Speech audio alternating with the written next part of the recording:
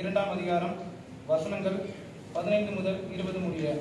பரிசுத்த லூக்கா இரண்டாம் அதிகாரம் வசனங்கள் 15 முதல்.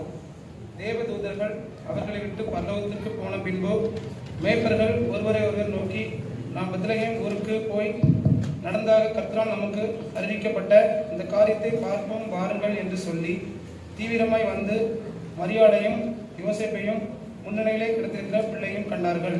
கண்டு அந்த பிள்ளையை குறித்து தங்களுக்கு சொல்லப்பட்ட சங்கதியை பிரசித்தம் பண்ணினார்கள். மேய்ப்பராலே தங்களுக்கு சொல்லப்பட்டதை கேட்ட யாவரும் அவைகளை குறித்து ஆச்சரியப்பட்டார்கள். மரியாளோ அந்த சங்கதிகளை எல்லாம் தன் இருதயத்திலே வைத்து சிந்தனை பண்ணினாள். மேய்ப்பர்களும் தங்களுக்கு சொல்லப்பட்டதன்படியே கேட்டு கண்ட எல்லாவற்றைக்காகவும் தேவனை மயப்படுத்தி துதித்துக் கொண்டு திரும்பி போனார்கள்.